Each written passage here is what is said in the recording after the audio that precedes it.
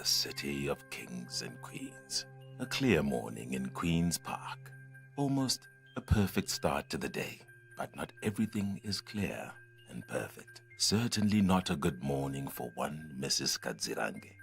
The night had been rough for her. Something is bothering her.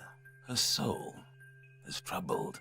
Her son Cyprian didn't return home last night. It is unlike him. No phone call from Cyprian, not even a message. She is worried. Suddenly there is a message on her mobile phone. Could it be her son, Cyprian? The message is from his mobile phone, yes. But something is amiss. This message that purports to be from her son indicates he is not returning home. But this is not her son's language. She calls her detective friend, Detective Maronga. Inini ndinopinda chechi Roman Catholic. Mai va Cyprian akanga ari shamwari yaJindu vanopinda Roman Catholic. Saka tinopinda same small Christian community yeku Queen's Park. Kana ndiri kuno kuBulawayo ndivo mai vangu. Inini na Cyprian tinoshare same birthday.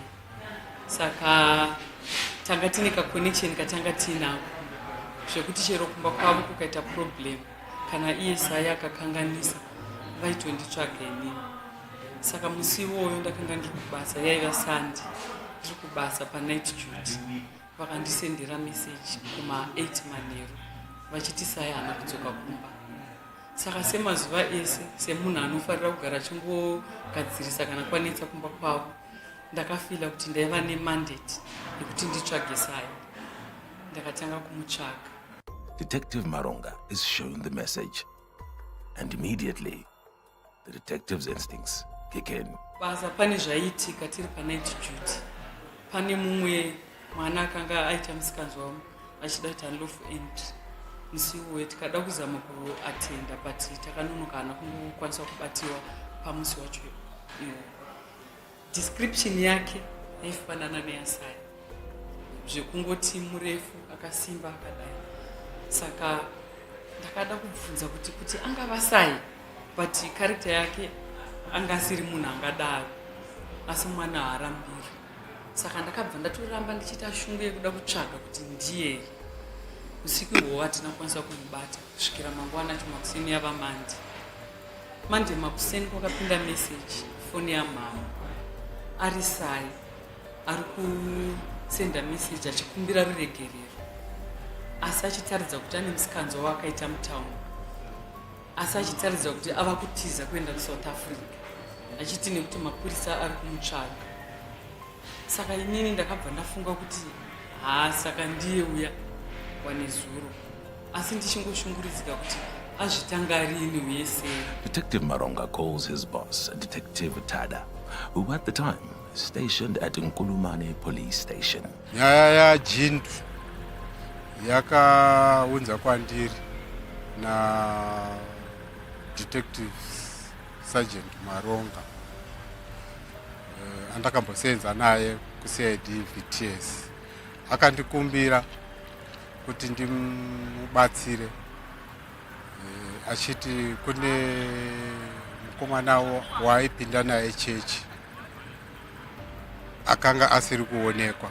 Ndakazama kuda kuti tifonere Jindu nekuti ndiye akanga abuda nasai Sunday yacho kuma12 kuti tinzwe kuti wakazomboona sai asi iye airamba achingoinsista kuti pandakabva pamba penyu nakuma12 naye hatina kuzomboonana.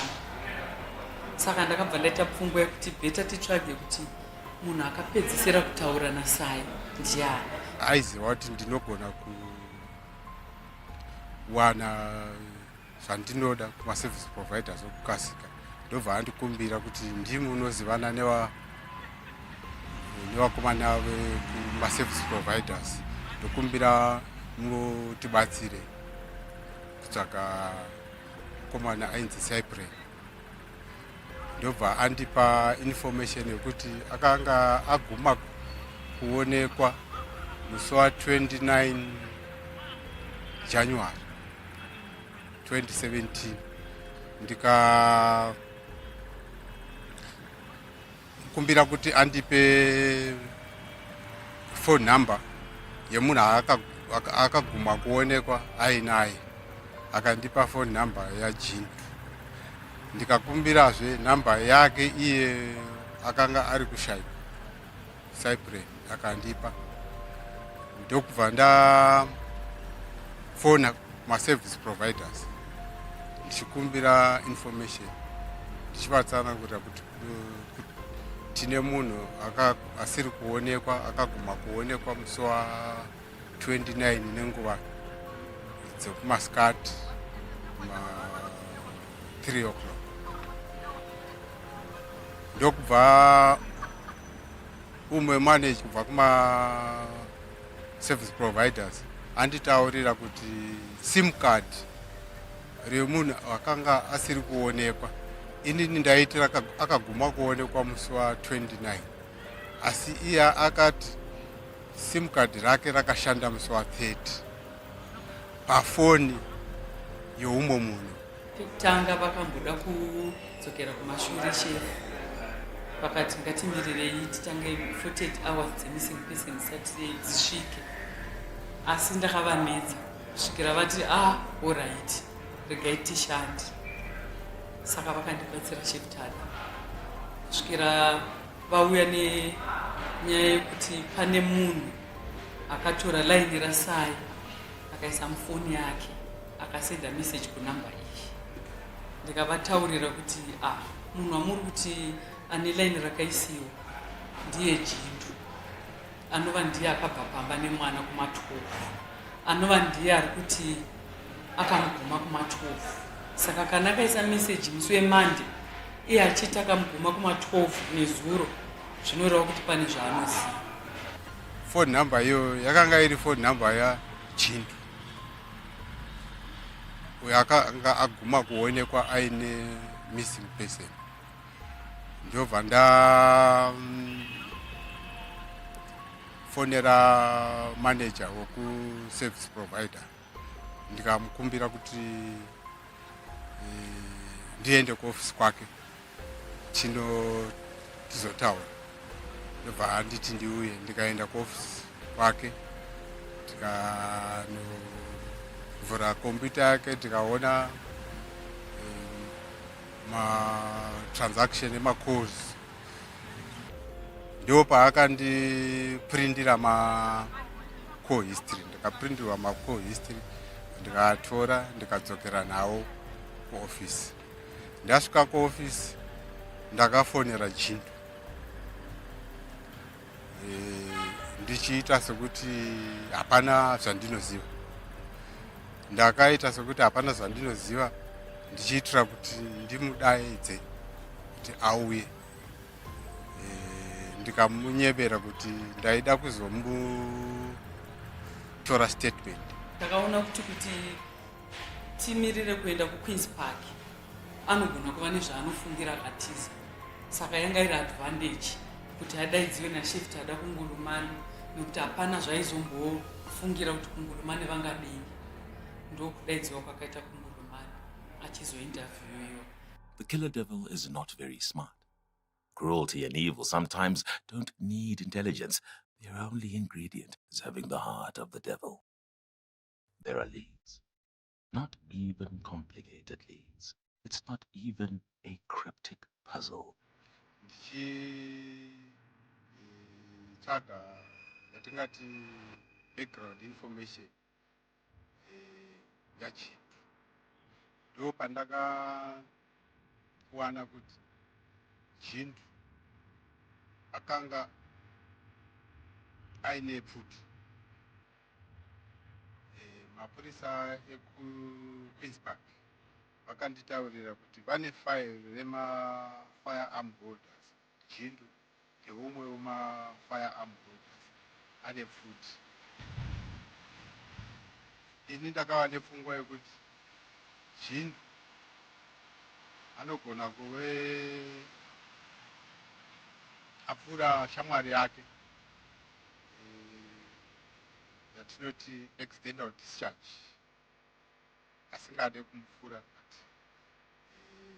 uri kungoti yangoitikawo tsaona ndo zvandakafungidzira kuti zvaita kuti handinangofunga kuti angapfuura shamwari yake. He's decided to bring Jindu questioning.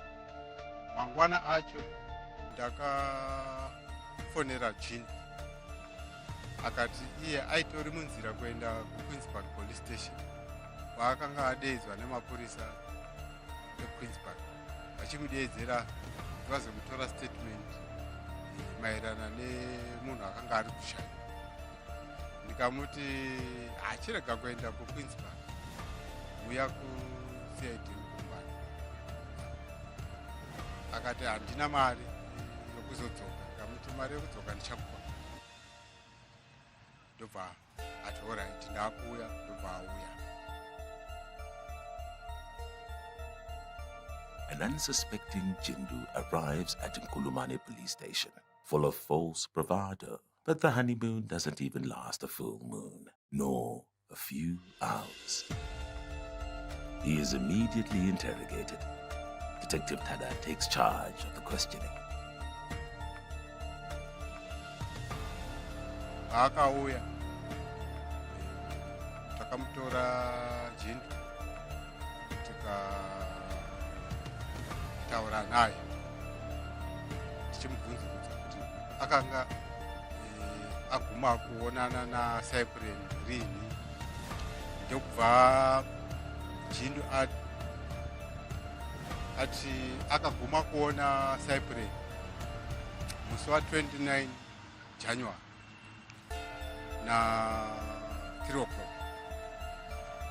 Achiti vakanga vapesana pa Thomas Rugby Primary School.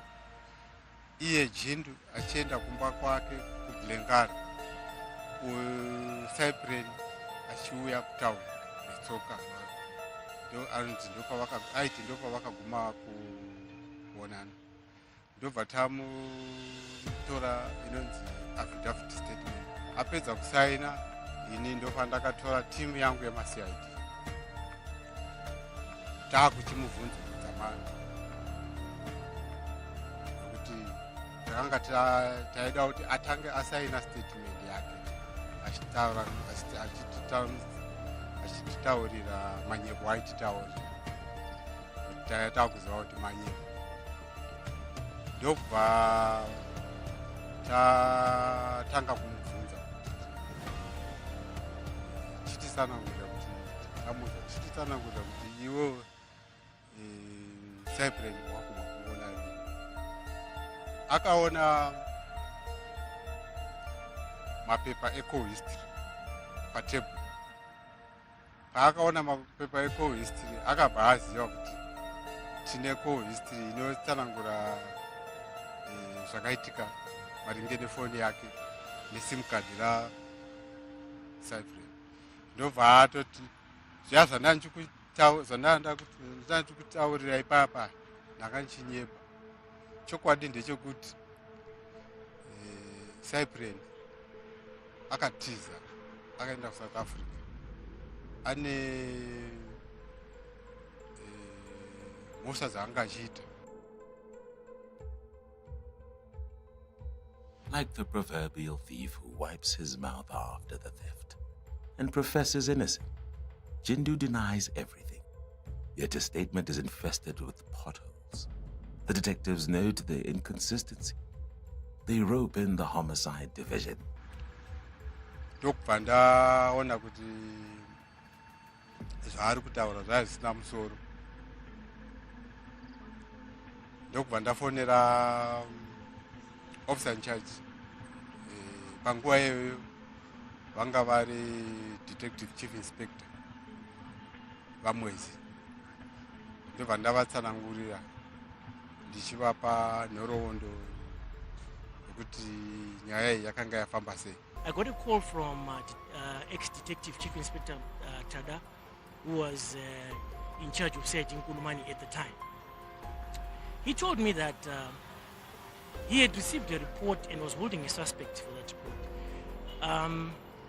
The report sounded bizarre to him in that there was a story of a missing person who had gone missing on a Sunday the following day, which was a Monday, he had sent a message to his relatives stating that some police officers are after him, so he was now running away to South Africa.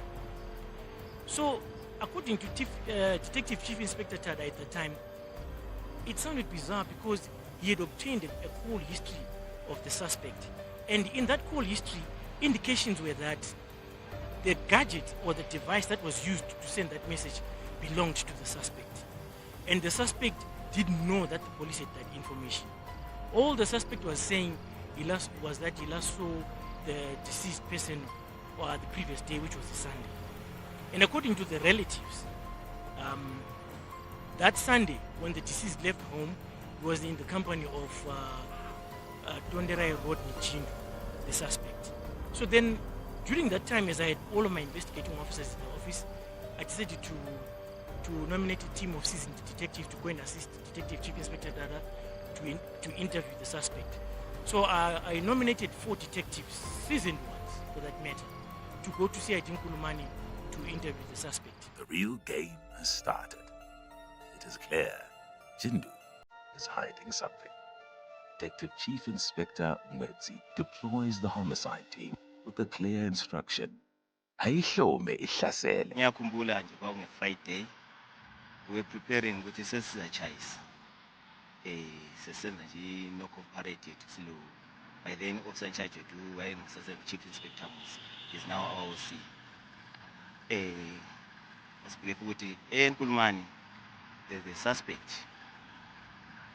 who is held there. It is suspected that he caused the disappearance of one of those Cypre.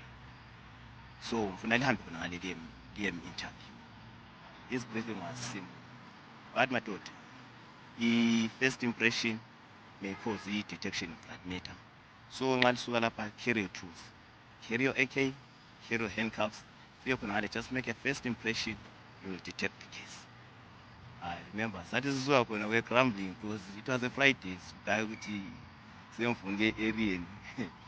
Then we drove to Nkulumani. Likewise, if we can go to Nkulumani, we stormed into the office. When we got there, the first impression really worked at it. Because I wanted to meet just from shop. Then the caller is shake. But I didn't say much. So no, the baby said it's sick from Fagamanka, some of the guys. I don't know. I'm Fagamanka. Manaspeles pay my compliments to the officer in charge.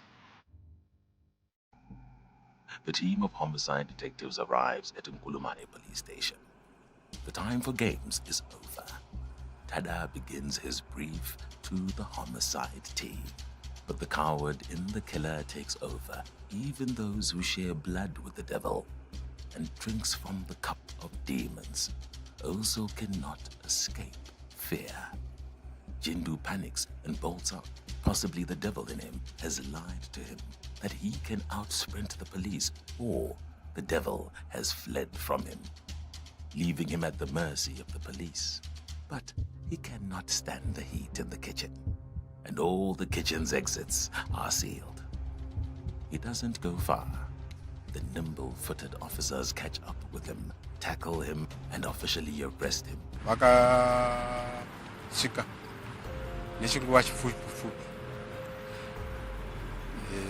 takanga tiri mune imwe office ndokutora vakomana vakanga vabva kuCID Homicide ndokuenda navo muofisi mangu kuti ndivape nhoroondo yekuti nyaya iyi yakanga yabva nekupi vasati vataura nesuspect. Ndiri kuvapa nhoroondo ye ndo pakatiza Jindu. Sitezi zakhona ngale officer in charge. Sezwa sekungumsindo bamba. Umuntu esebaleka. Then ngathi we're dealing with the right person. Then chief officer in charge was briefer how they got him ukuthi suspect. Then we went out He is handcuffed and also put in leg irons. It is his end of the road, or beginning of the road to hell. The detectives have unsettled the suspect. He is now a ball of nerves. Within a few moments, he cracks. Jindu agrees to take the team of detectives for indications at the scene of his heinous crime in the leafy suburb of Burnside. About a half an hour later, I received a call from them to say, the suspect was now running away, but managed to catch up with him, and he had told them that he had murdered Cyprian Kudzebelo, and they were now on their way to Burnside, where he told them that he had buried them. So I told them, look, you can go ahead, go to Burnside and see where it takes you. Cyprian Katsirange leaves home with his childhood friend and neighbor, Rodney Tongai Jindu. Jindu is invited home to accompany him. And there's nothing amiss. They normally hang about together. They've been friends since childhood. But not all friends come from God. Some are plucked right from the depths of hell. The angels have visited the countryside and the devil is in the city. But Katsirange is no prophet. To protect he is undertaking his final journey. The two childhood friends walk together side by side. One has the heart of Lucifer, and the other is an innocent lamb led to his final destination. He was never to be seen again in the land of the living. No one is prepared for what follows. Even the experienced detectives aren't ready for the gory details they're about to discover. If only this was a piece of fiction, maybe everyone would relax. But sadly, it is reality. The reality of evil.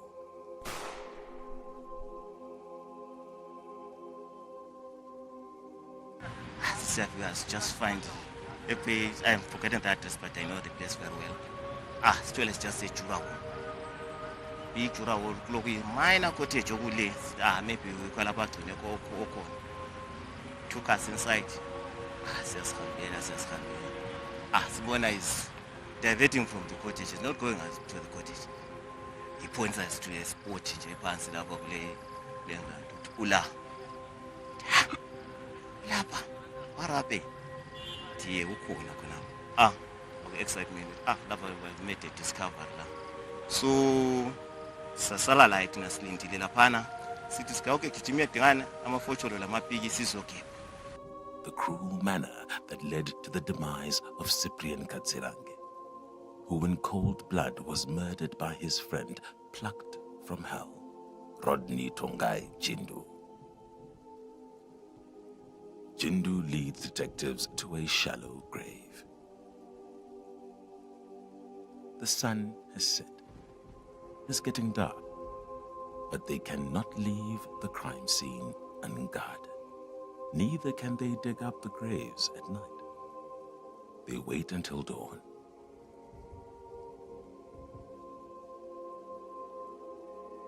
He called me to say we are now in Burnside, and it's an abandoned stand. It was number 13, I believe it was Westwood Road. Number 13 Westwood Road in Burnside. But it's now dark, and I was like, okay, look, if it's now dark, there's nothing much you can do. What you can do is guard the place, and then we can do identifications and indications the following morning. That's when we prefer my chef ngaphi ma office ukuthi hayi undoda lwana sesambe wasitshengisa ground uthi umntwana bamgqibela.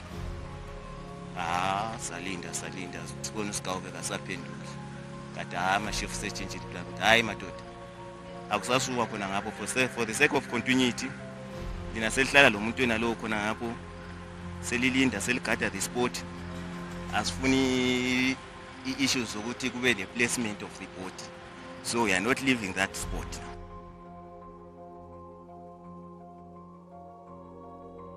We had to put up there. Hey, but we had a torrid time because during the night, the area was we were heading against the rope. We were trying to commit suicide. But we managed to keep up with him because the war was 6.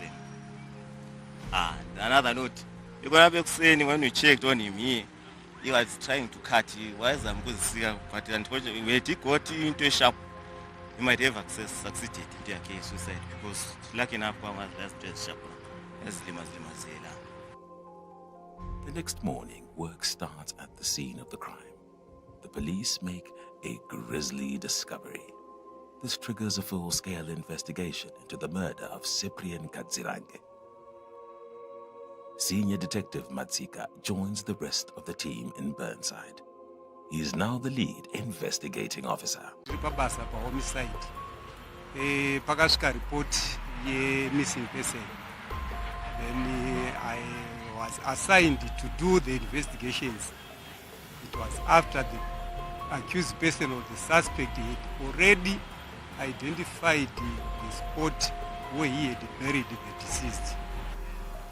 Ekuseni ke waited with him bazobe sebenzo yama cold modalities sokubuya abantu besenzo crime ama officer in charge then the pathologist bazobuya with their guidance sazoqalisa ukugeba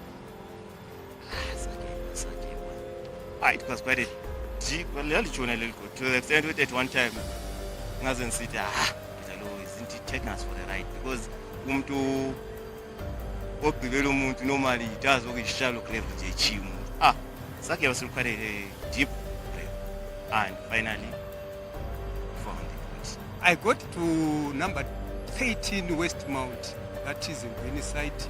That was the place of sin where the accused Tongai Rodney Jindu indicated to us the place where he had buried his friend. On examining that body, I realized that it had 2 gunshot wounds, one from the head, the other one on the abdomen. And the pathologist indicated that these were gunshot wounds. I met Liana with the guidance of the pathologist, and then we started my formal interviews. What happened?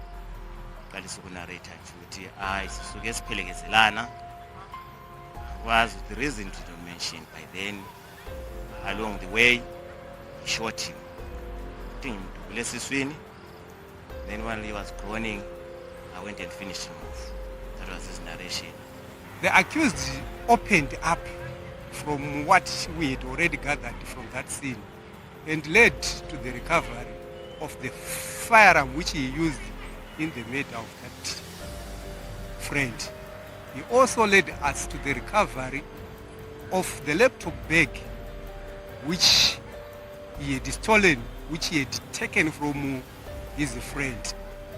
And our further interviews led us to the recovery of that laptop at Blawai Center here in town where he had sold that laptop. He also led to the recovery of the now deceased or the deceased cell phone which he had sold to someone who stays in Burnside. And that cell phone, if I remember very well, he paid it to that person as a reward or as a token of appreciation for assisting him in covering that grave when he digged the grave. Is Jindu that strong to have dug the grave on his own? Certainly not. It's one thing to be evil, but entirely another issue to be strong and a hard worker. It turns out the lazy Jindu sold his victim's mobile phone and laptop. He raises enough money to hire some people to dig a grave. The accused person is taken to his home in Glengarry for searches. People recover the gun used by Jindu to kill Kadzirange.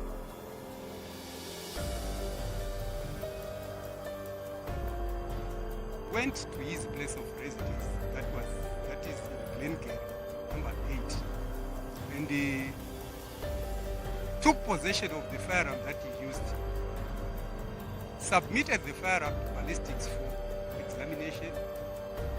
Using what we gathered from the post-mortem examination, it was we recovered some pellet bullets, some bullets inside the abdomen. And those pellets and the firearm submitted. I submitted them to ballistics for examination. It matched his firearm. After having done that, I compiled with the docket that recorded the accused person's sworn and cautioned statement, and took him to court for initial remand.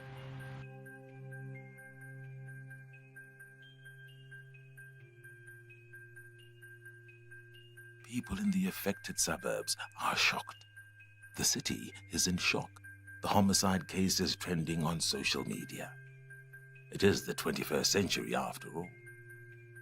The story also finds its way to the city's biggest publication, The Chronicle.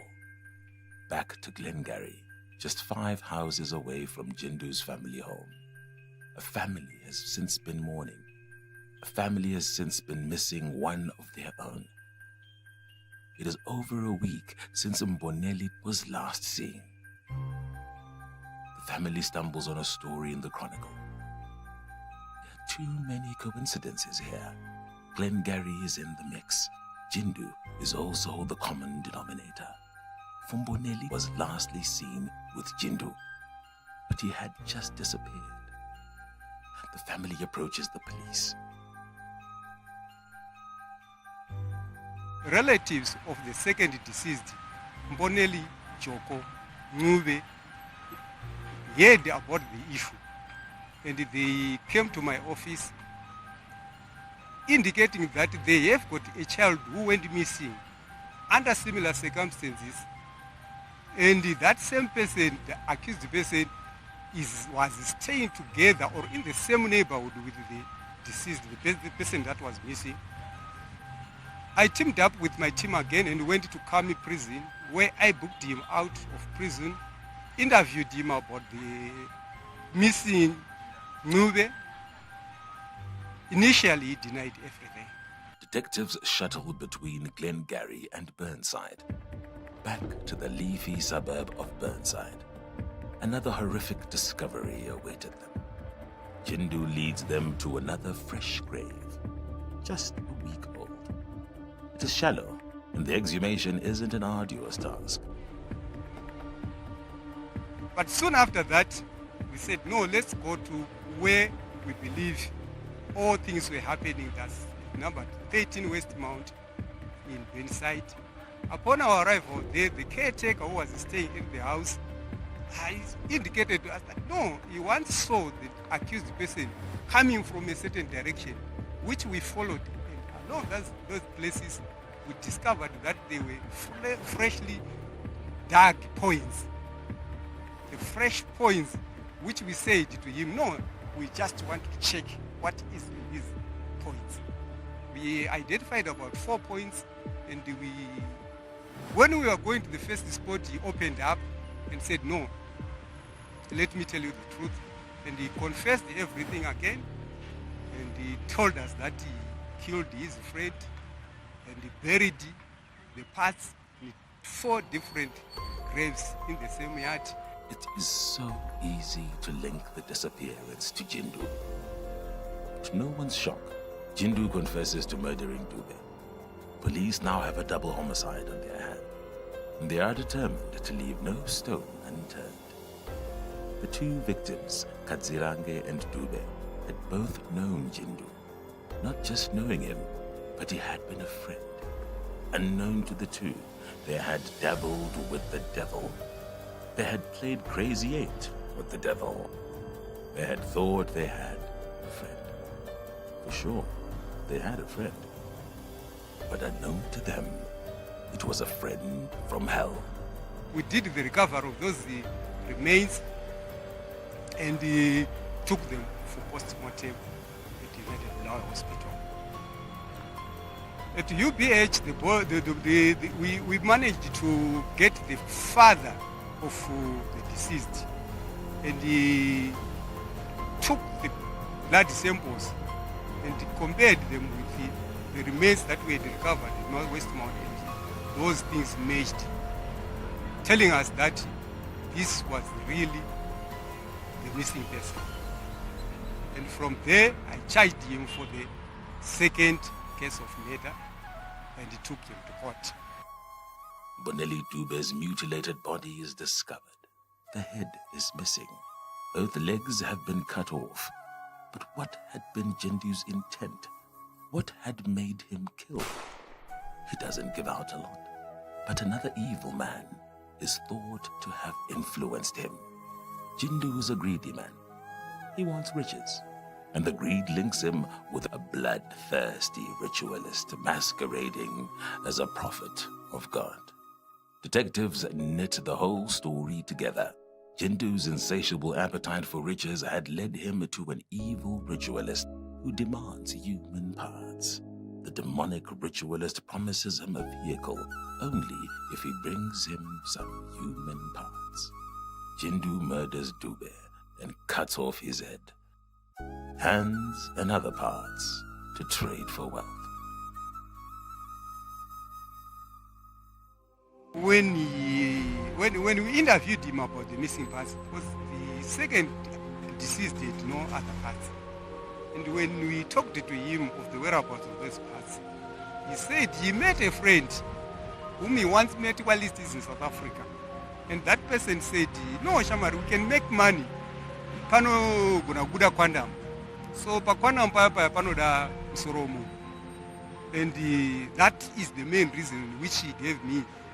No, the idea chaka kwandam, so that I can make my life easier using that kwandam. But murder cannot be concealed under the bed. Neither can evil be hidden. Jindu confides this heinous act to his friend, Cyprian Kadzirange. Kadzirange is shocked. He is not happy, and he will not keep quiet about such a cruel murder. Since Kadzirange will not be silent about what he has been told, he needs to be silenced. Silenced forever. And for the first, the friend one, he killed him because he said he had told him about the first killing. So he wanted to do away with him because he had refused to join him in the quest for looking for those quantums. It is a death sentence. The conviction and sentence both handed by the executioner himself, Rodney Tongai Jindu. Jindu shoots Kadzirange at point-blank range, instantly killing him. Jindu is charged and taken to court by Detective Matsika. There was a false start to the trial. The accused person claims to have eaten his two victims' raw livers and brains. The judge orders psychological evaluation. Initially in court, he told the court that yes, he killed his friend and he took the parts, and some of those parts he ate them. That's what he told the court first, which later led the court to order for the examination of the accused. And it later came out that he was normal and everything was okay. But the cannibal tactics cannot deceive the doctors. Jindu is declared mentally stable and fit to stand trial. Jindu is sentenced and convicted of the double homicide of Cyprian Kadzirange and Mboneli Dube. He is sentenced to death. Passing sentence, Bulawayo High Court Judge Justice Nokutula Dube retorts only capital punishment is appropriate. Court process went through very well, with all witnesses coming to testify, and Tongai Rodney Jindu was convicted of 2 counts of murder and sentenced to 2 death penalties. The case was tried the following year, I believe in August. That must have been in 2018. So he was convicted and he was sentenced to death for both counts of murder. Of course, Bulawayo might have derived its name from Gobulawayo, place of slaughter. But executions are carried out 430 kilometers away. Harare Central Prison, home of correction for societal misfits, also home of the condemned. We catch up with Jindu, the convict, another condemned criminal. He's awaiting the hangman's noose. We request an interview. He smiles. Maybe a smile of regret, or reform. Maybe a smile of evil. Turns out, his mother still hopes an appeal will be successful. The pain of a mother. We track back to Bulawayo, Glengarry again, to interview Jindu's mother. She doesn't entertain the media, lest her appeal might be thrown in jeopardy. An appeal they want to lodge with the courts against the 2 death sentences hanging over Rodney Jindu. Death brings regret, anger, and bitterness. We visit the Kadzirange family, but anger and hostility greets us. The mother of the deceased is angry with society, angry with the media, and angry with the family of the perpetrator. Nongorwadziwa nokuti kwandiri ndanga ndine bond naSara. Saka hongu ndiri mupurisa ndaita basa.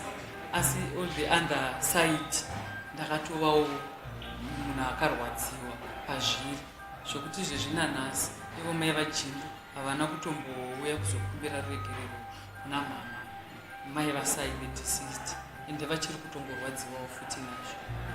Jindu and Kadzirange were childhood friends, and detectives reason the source of Mrs. Kadzirange's bitterness was triggered by the Jindu family's failure to even apologize.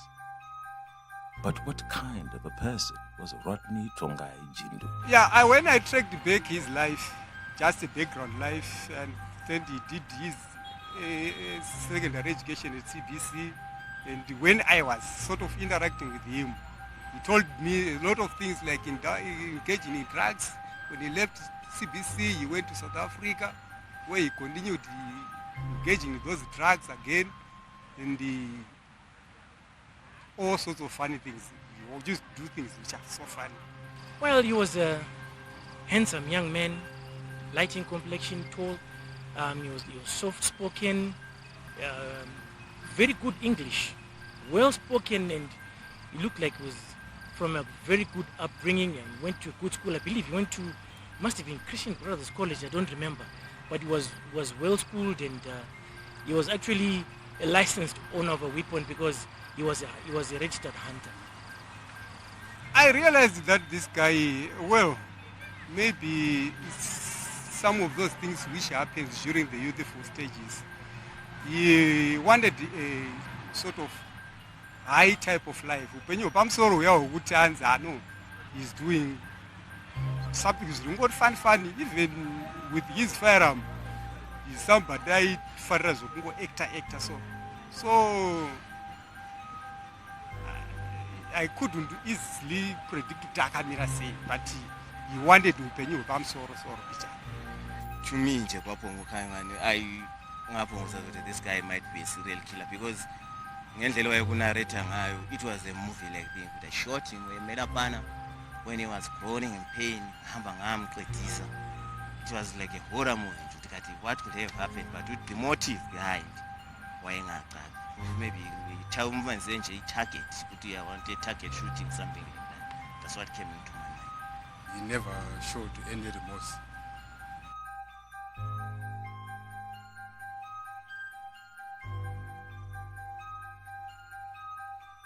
But can anything good come out of hell? Or did hell capture an angel to make him one of its own?